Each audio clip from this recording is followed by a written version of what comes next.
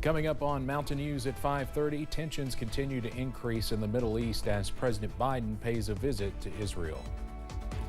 And court documents reveal the main suspect in the death and disappearance of Alabama teenager Natalie Holloway admits to killing her. And we are tracking breezy and soggy weather for Thursday and Friday. Your forecast coming up as Mountain News at 5:30 starts now. Dedicated to Southern and Eastern Kentucky, this is WYMT Mountain News at 5:30. Good evening, I'm Steve Hensley. Israel says it will allow limited amounts of humanitarian aid to Palestinian civilians in the besieged Gaza Strip following a request from President Biden, who paid a rare wartime visit to the Jewish nation today. The trip comes as tensions in the region escalate even further following a deadly blast at a Gaza City hospital.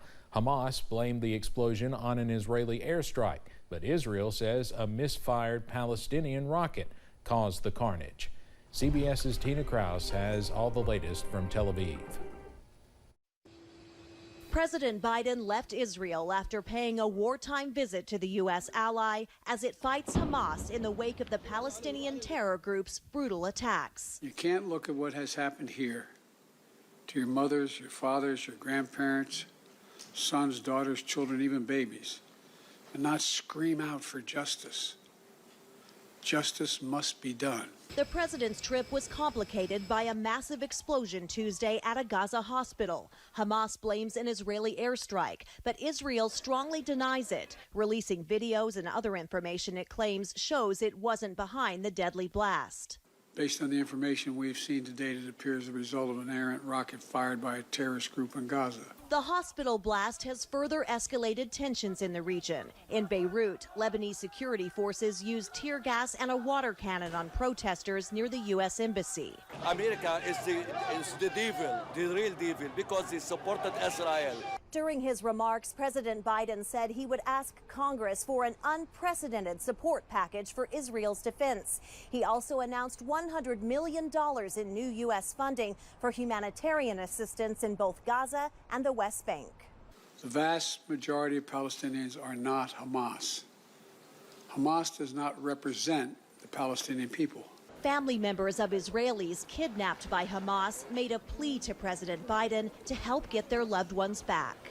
My 3 grandchildren and my daughter-in-law are in Gaza. I want them back now. The president said he has no higher priority than the hostages' safe return. Tina Kraus, CBS News, Tel Aviv. It was not clear when the humanitarian aid to Gaza would start flowing or how much. The U.S. State Department is warning Americans to avoid traveling to Lebanon. The travel advisory level for Lebanon was raised to level 4, do not travel, yesterday, due to an unpredictable security situation. Family members of U.S. government personnel and some non-emergency personnel will be allowed to voluntarily leave the country.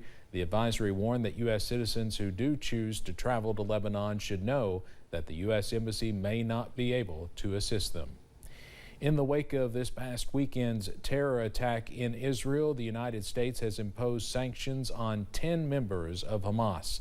The Treasury Department says those sanctioned include those associated with Hamas's secret investment portfolio, 2 senior Hamas officials, a Gaza-based currency exchange, and its operator.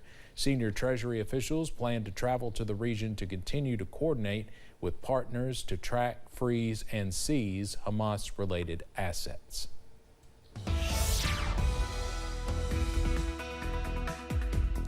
Well, as promised, the sunshine is back on your Wednesday. Here's a live look across the region, and we are fantastic into this evening. Plenty of sunshine and blue sky, and those temperatures also very comfortable at this hour, close to average. We should be in the upper 60s, and right now most of us in the middle to upper 60s. 66 for Harlan, 68 for Manchester, and 64 for Jackson. Hazard also in Pikeville at this hour, so be sure to soak up the sunshine because change is on the way as we go into your Thursday. Also also on Friday. But this evening, we are dry on the radar, all thanks to high pressure. But as we zoom out, notice we are tracking our next cold front over Missouri, also Iowa, and this will continue pushing off to the east as we go into tomorrow, also on Friday. So those rain chances are set to return. But this evening, if you have any plans to be outdoors, the forecast could not be better. We stay dry, also mainly clear. Those temperatures back in the upper 50s and lower 60s. But again, those rain chances are on the way. Those details coming up in just a few minutes.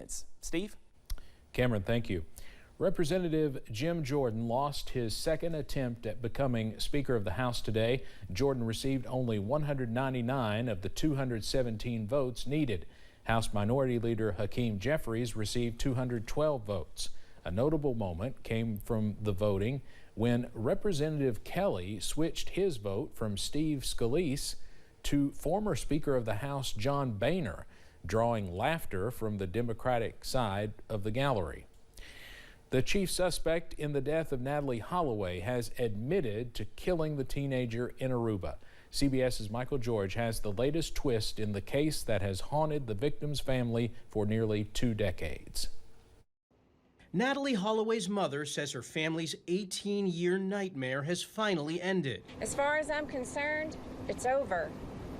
It's over. Joran Vandersloot is no longer the suspect in my daughter's murder. He is the killer. In an Alabama courtroom, the Dutch citizen Joran Vandersloot admitted to killing Holloway in 2005 and disposing of her remains. The 18-year-old disappeared on a high school graduation trip to Aruba. She was last seen leaving a bar with Vandersloot, but her body was never found. He described when and how he killed her. He said that after killing her on the beach in Aruba, he put her into the water, and that was the last that he ever saw her. Vandersloot's admission came as part of a plea deal in the family's home state, where the 36-year-old was being sentenced for trying to extort Holloway's mother. He was not charged in Natalie's death, but prosecutors hoped his admission would bring the family peace. I hope today is not just about this sentence. I hope it's about healing, about finding peace, knowing they did everything they could for their daughter and their sister. The judge said Vandersloot's confession was part of her sentencing decision, 20 years in prison. The Holloways say the wheels of justice are finally turning. Michael George, CBS News, New York. Vandersloot is already serving a 28-year prison sentence in Peru for killing another young woman in 2010. Another day in court for former President Donald Trump. Proceedings in his civil fraud trial continued today. At one point, a member of the Attorney General's office asked the judge to tell Trump to be quiet during the testimony. Meanwhile, Trump's attorney presented evidence against a former appraiser at Cushman and Wakefield.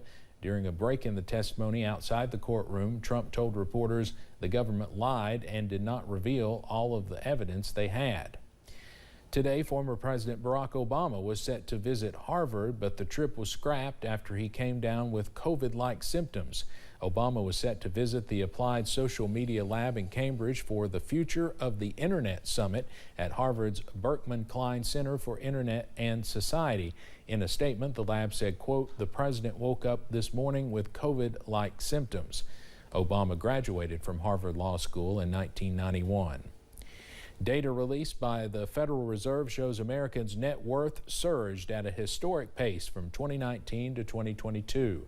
The numbers are a reflection of the pandemic era's tremendous economic swings and the wealth generated from home ownership. Real median net worth swelled by a whopping 37% in 2022 from the pre-pandemic 2019 numbers. That's more than double the next largest increase on record.